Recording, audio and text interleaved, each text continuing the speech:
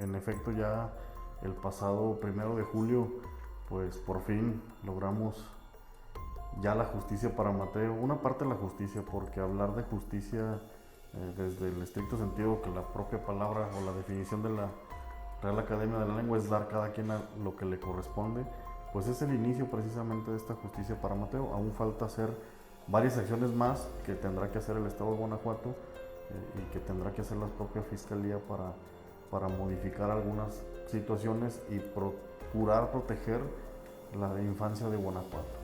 Vámonos por partes.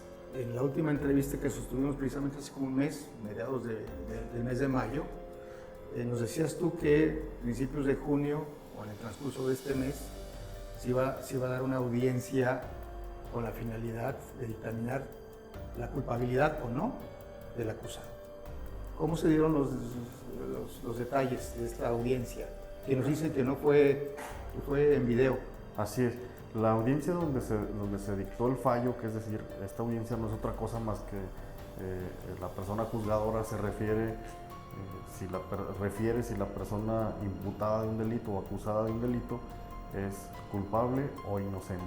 En esta audiencia, en efecto, para el caso de Mateo, se llevó a cabo a través de videoconferencia, esto debido a que pues, la carga de trabajo del Poder Judicial es demasiado, y como en esta audiencia la única persona que habla es la persona juzgadora, entonces no tenía sentido ocupar una sala donde va a haber un debate. Normalmente las salas de audiencia son precisamente para debatir, es decir, las partes jurídicas tenemos la posibilidad O sea, de ya debatir. todo estaba debatido, Ya se todo. habían presentado todos los testigos, todas las líneas, todo estaba Así ya es. analizado. Sí, el debate se había cerrado ya días anteriores, 2 días antes un día antes, que cerramos el debate probatorio, del desfile probatorio, precisamente con los alegatos de clausura, es decir, la Fiscalía, primeramente por orden, porque así lo establece el Código Nacional, primero la Fiscalía argumenta y motiva y sustenta las situaciones o los hechos por los cuales cree que el acusado es culpable, es decir, o la manera en que demostró su teoría del caso.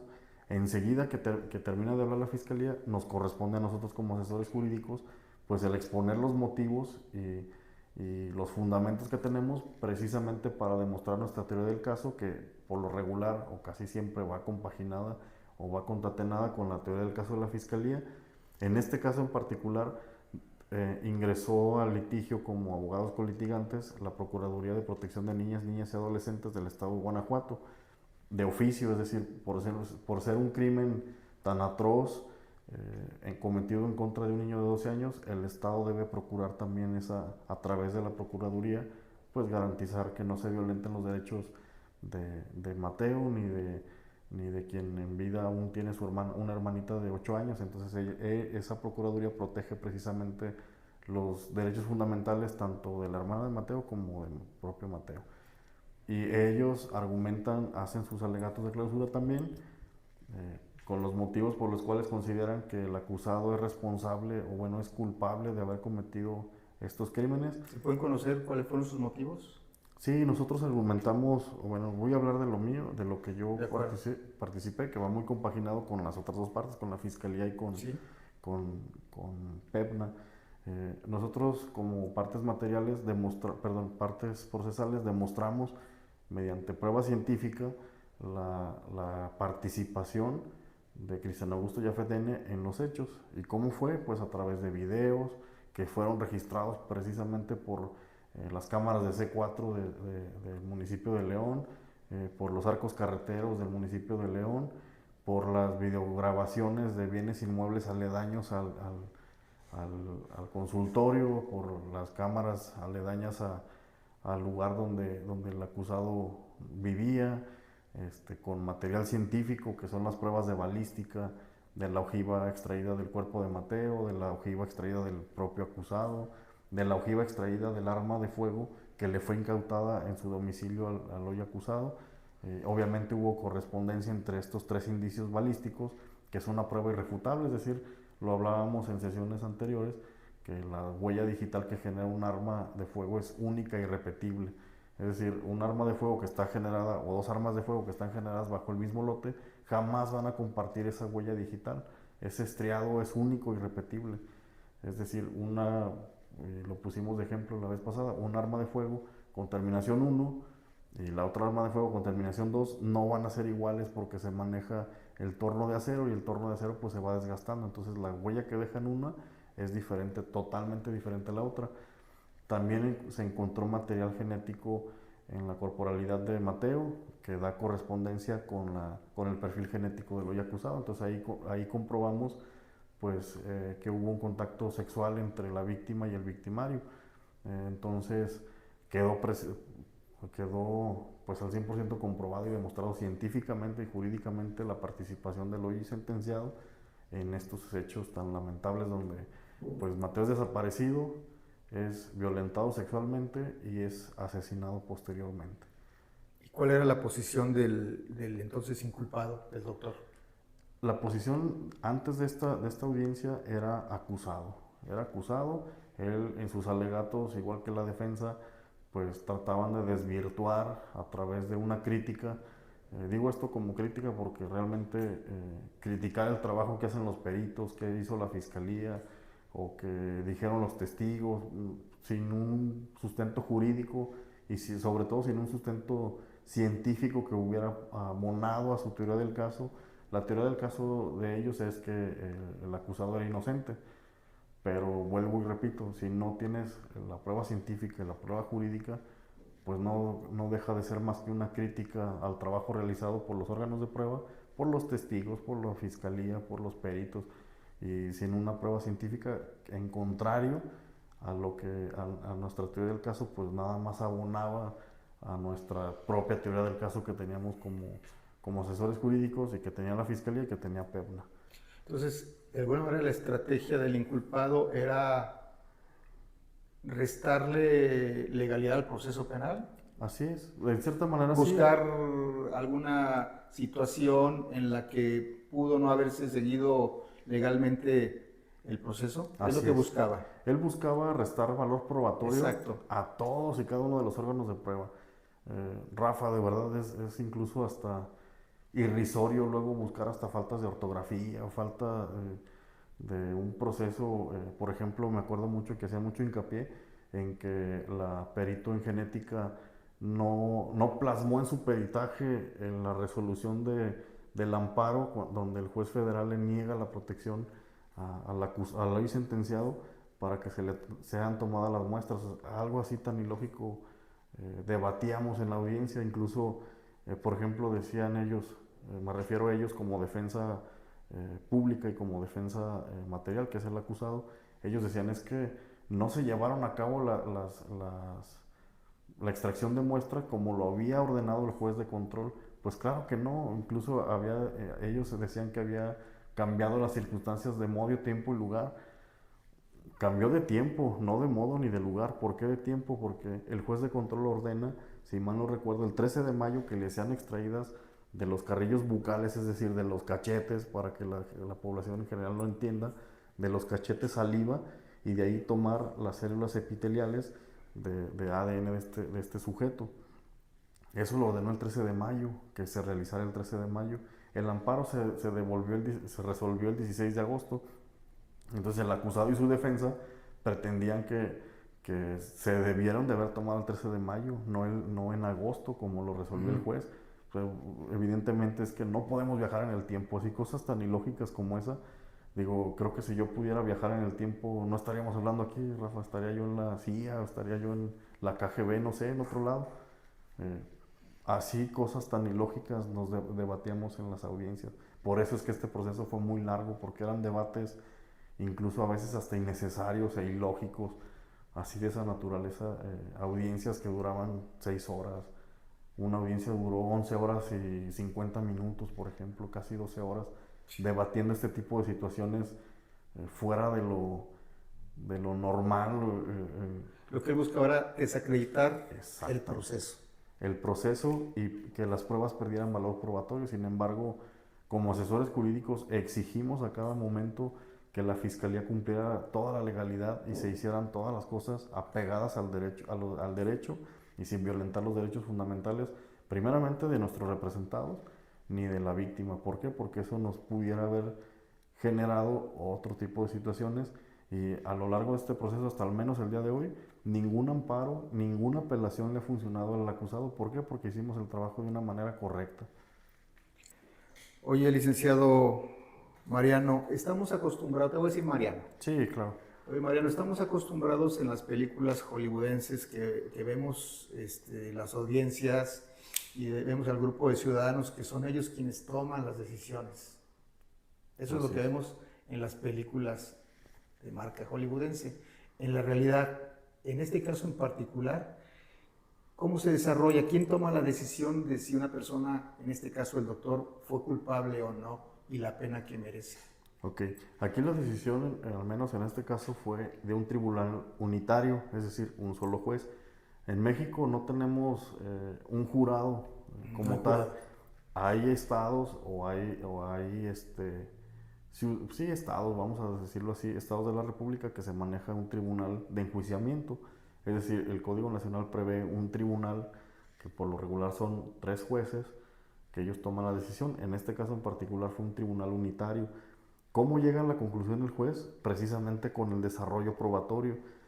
Hay un mito que todavía algunos abogados lo ejercen y lo digo con mucho respeto porque los abogados piensan y los ciudadanos pensamos que no estamos muy acostumbrados a este sistema, pensamos que los dictámenes son los que se van a evaluar y la verdad es que sí tienen sentido, sí tienen un valor probatorio, pero lo que realmente el juez o la jueza valora es lo que el testigo, lo que el órgano de prueba que realizó ese dictamen va y dice a juicio. Es decir, la persona juzgadora no conoce la carpeta de investigación, Rafa, no la conoce. Es decir, llegamos ahí y vamos a ponerle un número imaginario, dictamen de genética del caso de Mateo, número 1. El testigo experto que realizó ese dictamen va y habla, el Ministerio Público le realiza cuestionamientos, asesoría le realiza cuestionamientos que van enfocados a la tarea que este perito realizó en ese dictamen. Y los juez o el juez, las personas juzgadoras van tomando notas de lo que fue a decir ese órgano de prueba ahí.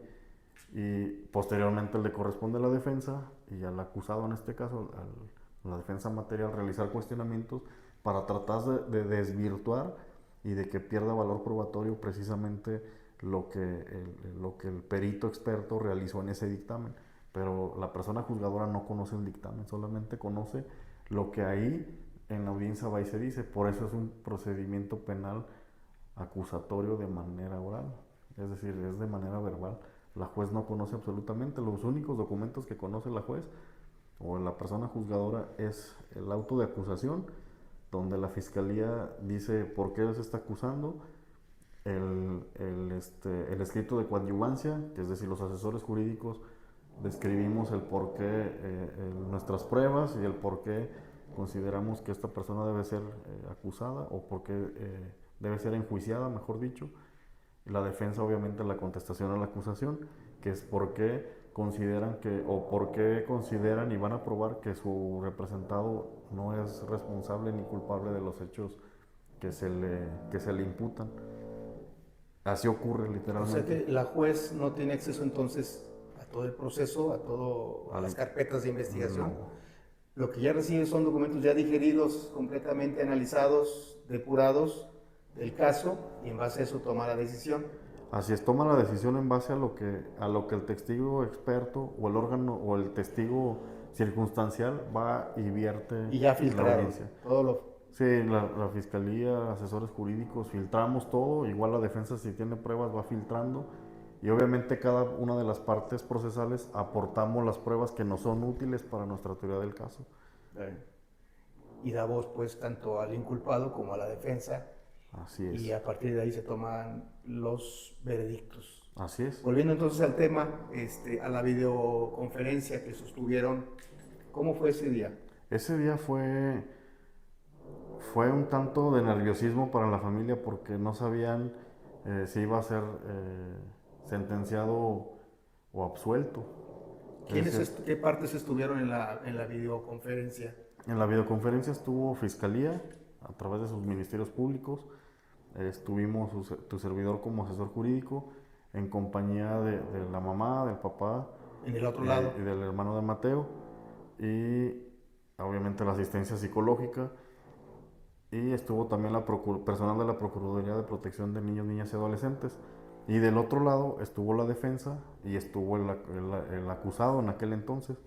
En esta audiencia básicamente la jueza explica un poco, más bien explica no tan detalladamente, pero sí explica los motivos por el cual ella va a emitir su fallo. Entonces va narrando del testigo 1, yo tomo esto, me quedo con esto, del testigo 2 me quedo con esto. Fueron tres personas, tres entidades las que intervinieron en esta videollamada. O sea, el acusado y su defensa, la juez, por otro lado. Así es. Y ustedes. Como Ministerio Público, PERNA y Asesoría Jurídica, así es. Son tres partes prácticamente. Para que la gente lo entienda, digo, al final de cuentas el código establece que el Ministerio Público es una parte, el asesor es una parte. O sea, la juez no estuvo con ustedes en el mismo lugar, ella estuvo en su... No, estuvo en su recinto, y eso es porque en esta audiencia en particular la única que habla es la juez, es decir, no hay debate entre defensa, Ministerio Público, ni asesoría contra defensa, no hay debate. O sea, para darnos una idea, en la pantalla de la computadora o del celular se abrían tres ventanitas. Así es. La de la juez, la del inculpado y la de ustedes. Así es, prácticamente es eso. Y aquí no hay debate, al finalizar la persona juzgadora resuelve si es absuelto o sentenciado culpable. Y si es, por ejemplo, en este caso que fue culpable, nos pregunta a las partes si estamos conformes con el fallo. Evidentemente es que la Fiscalía dijo que sí, nosotros también nos declaramos conformes, PERNA también se declara conformes, las víctimas indirectas también se declaran conformes, quien estuvo inconforme, y es como en cualquier proceso, pues es la defensa y el acusado se declararon inconformes respecto a ese fallo, pero es un tema de proceso normal, yo creo que cualquier persona que se está defendiendo lo haría. Y si hubiera sido absuelto al revés, nosotros, la Fiscalía se hubiera inconformado, nosotros también nos hubiéramos inconformado y obviamente las víctimas también se hubieran inconformado. ¿A partir cuánto tiempo duró la videoconferencia? La videoconferencia duró 3 horas aproximadamente. 3 horas. 3 horas. Sí, es que son 91 órganos de prueba desahogados, entonces prácticamente de cada órgano de prueba que la persona juzgadora tomó sus consideraciones para que sea culpable, las tiene que leer, bueno, las tiene que decir. Claro. Porque es un derecho que tenemos las partes, tanto las víctimas indirectas tienen derecho a saber la verdad de por qué llega a esa conclusión, como el acusado tiene derecho a saber. No fue una conferencia de 5 minutos en donde sabes que eres culpable, se cierra el caso. No. Esa es la explicación, y eso pasa en todos los casos, no nada más en este, porque luego mucha gente en redes sociales dice, pues es que era bien mediático y lo ganaste porque fue en Facebook, estaba en redes sociales. La verdad es que los casos se ganan en las salas de audiencia, no se ganan en las redes sociales. Si bien es cierto, sirven para comunicar, sí, pero el asunto se ganó en las salas, no en las redes sociales. Incluso ese fue un error que cometió el acusado, porque desde su perspectiva, él decía que el juicio se estaba llevando en las redes sociales, y la verdad es que no es cierto. O sea, el juicio se llevó adentro de las salas. ¿Y por qué en ese momento no se dio también la pena? Porque el Código Nacional de Procedimientos Penales prevé que las personas juzgadoras tienen hasta 5 días hábiles posteriores para deliberar. La persona juzgadora no dio la pena en ese momento, porque obviamente se acogió a este código, a esta normativa, para poder tomar una decisión correcta y justa. Es decir, son 91 órganos de prueba. Analizar 91 órganos de prueba de un día para otro o de la misma hora. En ese momento, si estás dictaminando a una persona culpable, pues ya debes saber más o menos la pena, ¿no? Sí, pero todavía tenemos derecho las partes a rendir nuestros alegatos de individualización. Es decir, ya una vez que es culpable, antes de que la juez determine los años, las partes tenemos derecho a decir, a ver, primero, Fiscalía, o sea, ya es culpable, ¿cuántos años me solicitas de pena? Entonces la Fiscalía solicitó, en este caso en particular, solicitó las máximas. Es la única parte que le corresponde la solicitud de la pena, es a la Fiscalía. Es decir, la Fiscalía es el único órgano o ente que está facultado para solicitar la pena en este y en cualquier proceso penal. Posteriormente, nosotros como asesoría jurídica damos nuestros alegatos de por qué Eh, consideramos que las penas máximas son las adecuadas para que este sujeto estuviera en prisión. Posteriormente PEMNA hace lo mismo y la defensa hace lo mismo pero en sentido contrario, es decir, la defensa, en este caso la pública, pues dice los motivos por el cual consideran que las penas deben de ser mínimas, no las máximas. ¿Y cuánto sería una pena mínima? La pena mínima por los 3 delitos en este caso hubieran sido 72 años y 6 meses. Esa era la pena mínima. Y es lo que pedía ya de alguna manera, lo que defendía de alguna manera Exactamente. inculpado. El sentenciado y Sentenciado. el hoy sentenciado y la defensa. Digo, ya es lógico y normal que una persona que se está defendiendo jurídicamente pues va a buscar cualquier beneficio para reducir su pena. ¿Qué edad tiene el doctor Jafet? 35, si mal no O sea, recuerdo. si le hubieran dado la pena mínima, que son 70 años, pues igual hubiese pasado todo el resto de su vida Sí, encarcelado. él igual va a salir a los 95 años porque recordemos que el Código Penal prevé que a los 60 años más un día compurgados en prisión, cualquier reo, así sea sentenciado a 1000 años, a 2000 años, en 60 años compurgados más un día, tiene que ser liberado. Y esto en atención por humanidad. Digo, al final de cuentas 35 más 60 son 95 años. O sea, ya a los 95 años salir es casi imposible vivirlos en prisión. Yo no he conocido una persona que salga de más de 80 años de prisión, es muy raro por las condiciones insalubres en las que viven en la prisión. Después de que ya el veredicto es culpable, vienen los alegatos de individualización Así es. y una final audiencia en donde ya se dicta la pena a Así seguir, es. ¿verdad? ¿Cómo fue esta audiencia? Esta audiencia duró aproximadamente 5 horas y media. Es decir, ingresamos a las 10 de la mañana y salimos al filo de las 4:30 de la tarde, más o menos. Perdón, 6 horas y media. Pues si todo estaba resuelto, ¿no? Sí, pero faltaba todavía determinar la cantidad de años que debería de haber compurgado, la pena y la reparación. La pena en cuantía económica me refiero a la multa y la cuantía económica de la reparación del daño. Es decir, en esta audiencia rendimos nuestros alegatos Fiscalía, Asesoría Jurídica, PEPNA, Defensa y nos dan la posibilidad de una réplica. Bueno, son 2 participaciones nada más las que tenemos. Posteriormente a esto ya la juez dicta un receso, se va en lo privado a resolver, regresa y ya nos dice la pena por cada uno de los delitos está. Antes de que veamos el tema de la pena, habíamos hecho, bueno, en una entrevista pasada, habíamos hecho ya la sumatoria, que por desaparición forzada eran 75 años. Así es. Por violación calificada tendrían que ser 17 años. Así es. ¿Sí? Y homicidio calificado, 35 años. La Así sumatoria de estas penas era de que tendría que recibir, al menos en teoría, 127 años. Es correcto. ¿Verdad? Y al final, la pena, que fue pena máxima, fue por 113 años, 4 meses y 15 días. Es correcto. De hecho, esta en exclusiva lo digo, porque ningún medio lo sabe. Esta pena, individualizando a la víctima, es decir, por víctima, es la pena más alta en el estado de Guanajuato. En toda la historia. En toda la historia. Es decir, una sola víctima con 3 delitos, si bien es cierto, pero son 113 años, 4 meses y 15 días. Hay otras penas que son muy elevadas, pero las víctimas son muchas. Entonces, en cuantía por víctima individual, según registros de fuentes abiertas, es la pena más alta. ¿Y se esperaba lograr esta pena? Sí, esperábamos lograr esta pena. Evidentemente se le redujo las penas por una simple y sencilla razón, Rafa. El doctor nunca había delinquido, es decir, fue la primera vez que delinquió. Lamentablemente. ¿Tiene una trayectoria impecable? Sí. Lamentablemente escogió los 3 delitos más atroces en contra de un menor de 12 años, lo cual pues no le resta responsabilidad, pero sí. En este punto y en las investigaciones se analizó si tenía adeudos en multas o etcétera. No había nada. Nada. O sea, tenía aparentemente era un ciudadano un expediente impecable. Así es, aparentemente.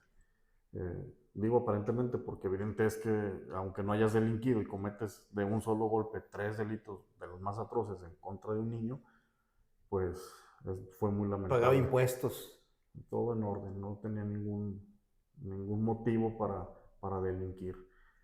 También le restó la pena el que no pertenece a ningún grupo delictivo, es decir, no hay nexos con ningún cártel ni con ninguna asociación delictuosa. Eso es las consideraciones que tienen. Evidentemente es que cuando un ciudadano tiene aparentemente, lo digo o entrecomillado, un comportamiento adecuado y que no, nunca has delinquido, pues los beneficios que tienes es que, si bien es cierto, no son las penas máximas, pero sí se acercan a ellas. Nos separaron prácticamente 14 años nada más de la pena máxima. Sí. Es decir, si se cumpliese la pena que le dieron de 113 años y meses, estaría saliendo de prisión A los 150 años de edad, 150 años, que bueno, pues viene a ser irreal pero simbólico así es. para, para delitos de esta naturaleza. Sí, sobre todo que es un delito de lesa humanidad, Rafa. El delito de desaparición está catalogado como un delito de lesa humanidad por la Organización de las Naciones Unidas desde el año 2006. Incluso obliga a cualquier sede jurisdiccional o judicial a investigarlos, pese a que la desaparición haya sido en otro lado. Además viene el pago de una multa por 492,559 pesos, Así es. ¿verdad? Y pagos por reparación del daño a la familia por 745,000 Sí, y pesos, ¿verdad? 740 y tantos Es mil. decir, el culpable tendría que hacer un pago tanto al Estado como a las víctimas, a la familia víctima, Un suma de millón un doscientos. millón doscientos mil pesos. Así es, Rafa. Este pago, por ejemplo, ¿Cómo procede este pago? Además, déjame decirte que, honestamente, yo lo pienso, que esta multa por 492,000 pesos por estos tres delitos es muy poco. es nada. Es... Sí, justamente es un trabajo, por eso decía al inicio de la entrevista que para realmente hacerle justicia a Mateo hay que modificar ciertas cuestiones en los códigos penales, y evidentemente es que a la brevedad realizaremos las peticiones pertinentes, porque no solo es quejarse, Y Rafa. además, déjame decirte, si le están dando la pena máxima de 113 años, que es una pena inédita en el estado de Guanajuato, pero le dan una multa, el pago de una multa por Así es. 492,000 pesos por tres delitos de desaparición forzada, de violación a un menor de 12 años, Así es. y además homicidio calificado. Se me hace... Muy poco. Coincido contigo, y justamente estamos trabajando de la mano con la familia para hacer las peticiones pertinentes a los legisladores, porque evidentemente es que como que no coincide. Creo que el Código Penal está muy obsoleto en cuanto a la frialdad y a la maldad que vivimos ahora en sociedad, porque ese pago equivale lo mismo a comprarte un coche, por ejemplo. O sea, ¿cuándo se va a comparar la vida de una persona con el valor de un coche? Es totalmente ilógico, pero volvemos a lo mismo. O sea, hay que quejarnos, sí quejarnos, pero hay que hacer la propuesta para que los legisladores cambien. Esperemos que nos Es hagan caso. decir, que los padres de Mateo van a seguir trabajando en Así en es. este aspecto. De la mano con nosotros como despacho. De hecho, ya lo hicimos ciertas peticiones a la gobernadora y al señor fiscal del estado de Guanajuato, al fiscal general, y pues nos han hecho caso. Y eso es muy loable, y el reconocimiento principalmente a la familia y a mis socios, porque trabajamos juntos de la mano, y aquí se demuestra, Rafa, que sociedad y gobierno trabajando juntos creo que podemos lograr bastante. Así es. El pago de la reparación del daño son por 745,000 pesos.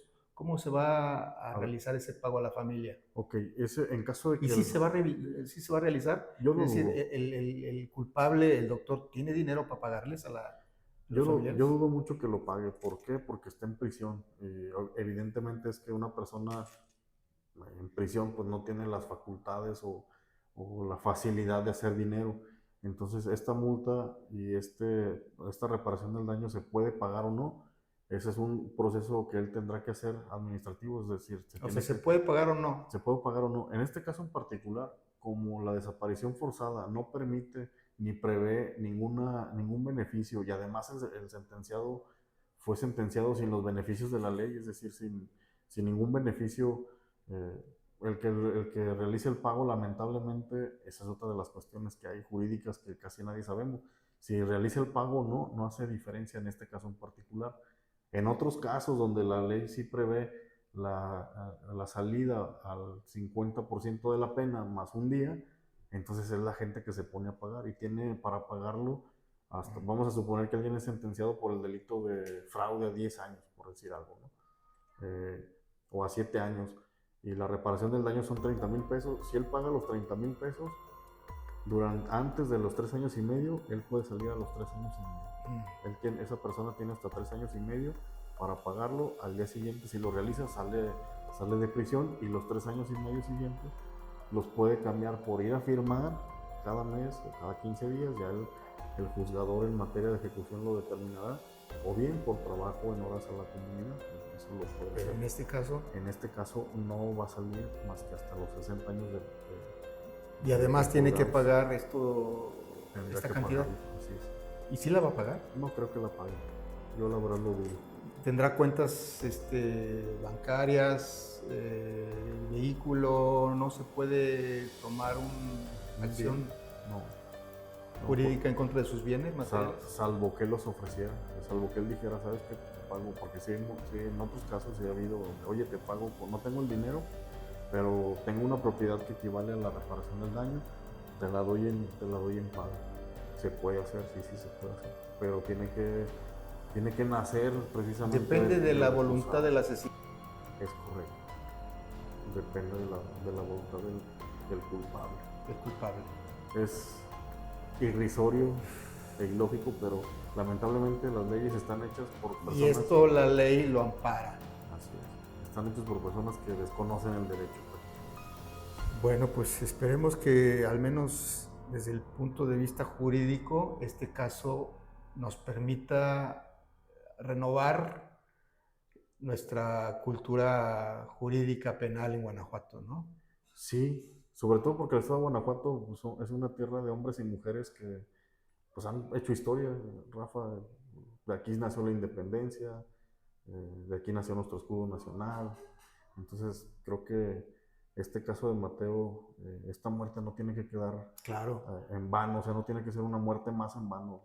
Estamos trabajando precisamente procurando que ningún niño vuelva a sufrir esto, y si lo vuelve a hacer, si vuelve a sufrir otro niño este tipo de delitos, pues que las penas sean más severas y que las penas, que el Estado sea más fuerte y con mano dura, pues cualquier pedófilo, cualquier persona que atente contra la vida de un niño, pues atenga las consecuencias de una manera diferente. Te voy a preguntar algo, ¿qué hubiese pasado si en el caso de Mateo no hubiesen tenido una asesoría jurídica como la que ustedes, una asesoría jurídica tan comprometida como la que ustedes realizaron y de la que no percibieron ningún pago económico? ¿Qué hubiese pasado si por circunstancias que luego suceden, tantos casos en los que las víctimas no tienen la posibilidad de tener una asesoría, no solo asesoría, sino seguimiento del caso como el que tuvo y ofrecieron ustedes? ¿Qué pasaría? Creo que si hubieran ocurrido varias cosas. Nosotros en este despacho trabajamos todos en la fiscalía por más de 10 años en promedio. Entonces sabemos cómo funciona el sistema, sabemos de lo que se aqueja la fiscalía. Entonces precisamente esa experiencia nos permitió no dejar que ocurrieran estos errores en cuanto a obtención de muestras, en cuanto a la legalidad de cada una de las pruebas. Es decir, sé que los ministerios públicos darán cuenta de esto. Estuvimos exigiéndoles haciéndolos trabajar a marcha forzada, exigiendo datos de prueba, exigiendo muestras de ADN, exigiendo pues que realmente la fiscalía hiciera su trabajo. Tal vez, digo, y está mal que lo diga porque las distinciones humanas, pues tú y yo sabemos que no son otra cosa más que una vanagloria. y está mal que lo diga, si nosotros no hubiéramos entrado, a lo mejor la asesoría pública no hubiera hecho su trabajo bien, a lo mejor hubieran permitido ciertas cuestiones que no estaban bien, o a lo Un mejor no hubieran... error administrativo inclusive hubiera desestimado todo el Claro, proceso así penal es. y el doctor Jafet hubiera salido libre. Es correcto. Incluso en este caso, protegemos nosotros los derechos de nuestros clientes y exigimos a las autoridades, que es decir, la fiscalía, y que la juez, la persona juzgadora, no violentara ningún derecho fundamental ni del acusado ni de nuestros representados. Y eso se vio reflejado precisamente en todas y cada una de las audiencias. Mi reconocimiento para la persona juzgadora y para la fiscalía y obviamente para mí, principalmente para la familia y para mis socios que no quitamos el dedo del renglón hasta lograr esta sentencia. Licenciado Tomás Ulises Sandoval Vázquez. Y aparte, pues mi hermano José de Jesús Valdivia Gracias. Correa, el licenciado Guillermo Alvarado González, el licenciado Lonel, aunque no figuró de manera oficial, nuestro socio en Derecho Familiar precisamente nos orientaba en cuanto a los derechos fundamentales de niñas y adolescentes. Tuvimos una asesoría con el licenciado Lonel ahí muy de cerca. Entonces, y otros abogados que no figuraron precisamente en el asunto, pero que también estuvieron ahí al pie de cañón apoyándonos. Oye, Mariano, tú estuviste desde el inicio, hace prácticamente 1 año, 4 meses, Así desde es. que estaba desaparecido Mateo. Justamente, Rafa, qué bueno que lo tocas. Hoy se cumple 1 año, 4 meses de su desaparición, hoy 4 de julio. Desde ese momento tú estuviste en contacto con los papás, Sí, ¿verdad? Desde ese momento los acogiste, dándoles asesoría legal, jurídica, hasta el día último donde se dicta la pena máxima en contra de Christian Jafet, ¿sí? Quiero preguntarte, como persona, como padre de familia, como abogado, como asesor, como ciudadano, ¿qué te deja esta experiencia?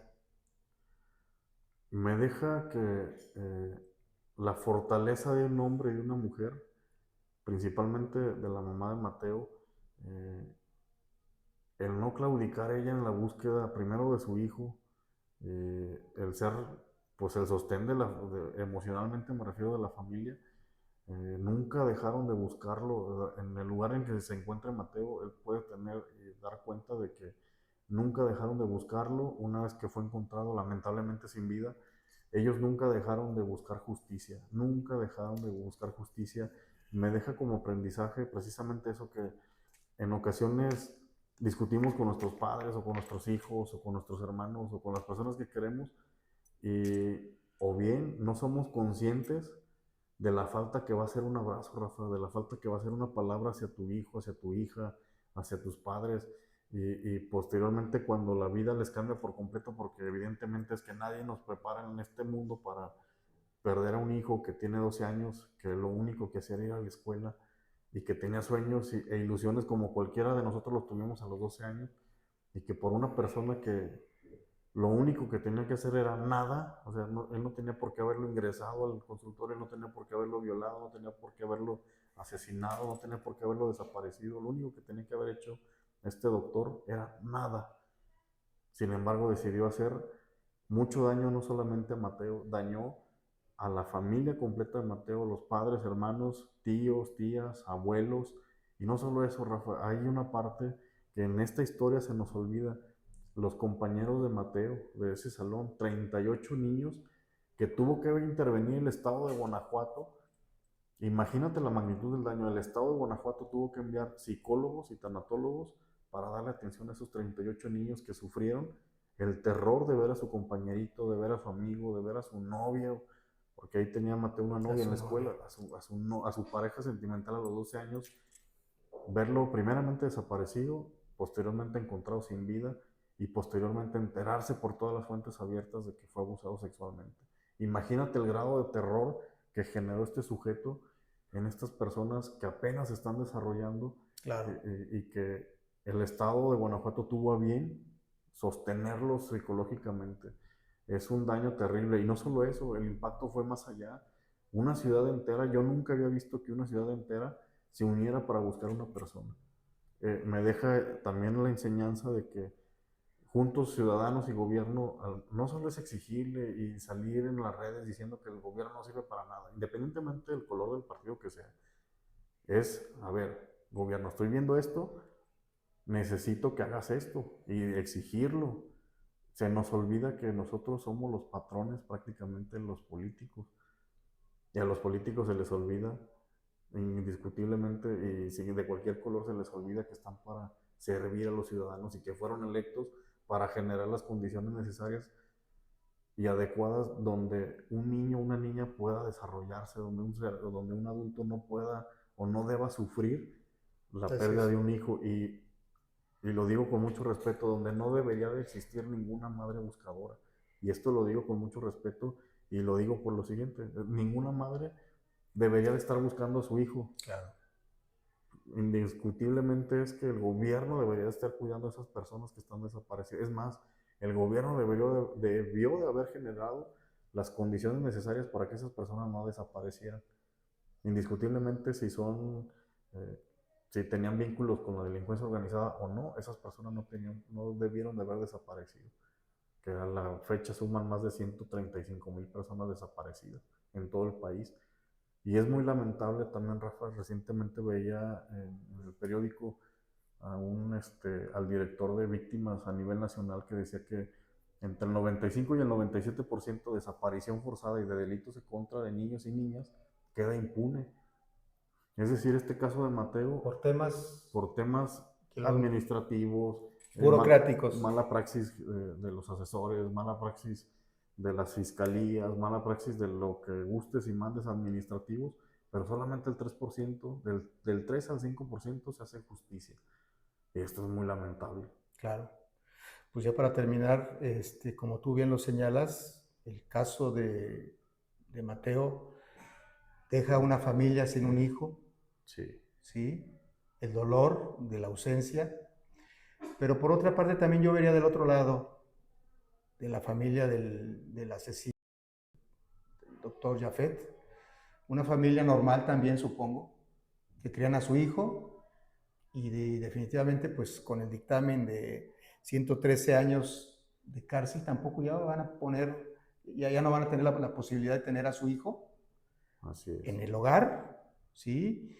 Y lo peor de todo es ¿cómo llama? La presión social sobre la familia, que seguramente nada tuvo que ver en las decisiones de su hijo Jafet, que fue acusado por desaparición forzada, por violación, por asesinato. ¿Estás de acuerdo? Es correcto. En efecto, dos familias destruidas por un ciudadano normal, aparentemente. Así es. Y sobre todo, Rafa, decirles a todos los televidentes, radioescuchas, que en este juicio y en todos los juicios en materia penal no se juzgan las personas, se juzgan las acciones que hacen las personas. Es decir, Cristian Augusto Jafet no fue juzgado por ser Cristian Augusto Jafet, claro. Fue juzgado las acciones que él cometió en contra de Mateo Santiago. Y lamentable es que estas decisiones que lo llevaron a tomar o a realizar estas acciones, pues es la consecuencia. Esta sentencia no es otra cosa más que las consecuencias de los actos que Cristian Augusto Jafet realizó. ¿Consumía drogas? No, era afecto nada más al alcohol y al tabaco. Es lo que se registró. ¿Y se pudo comprobar si en ese momento estaba alcoholizado o no? Bueno, él fue detenido hasta el día 11 de febrero, cuando sale del hospital. En ese momento, pues evidentemente ya habían pasado varios días en el hospital, entonces no había rastros de droga alguna. Por último, quiero hacerte una pregunta. ¿Tú crees que los papás de Mateo quisieran platicar conmigo en una entrevista como esta? Pues sería cuestión de comentárselo. Obviamente que tú estuvieras presente. Ellos tomarán la decisión, seguramente. Ahorita pues es darles el tiempo que asimilen el duelo, porque ahorita el duelo cambia de proceso. Si bien es cierto el proceso judicial ya terminó, pero la mente empieza a desocuparse.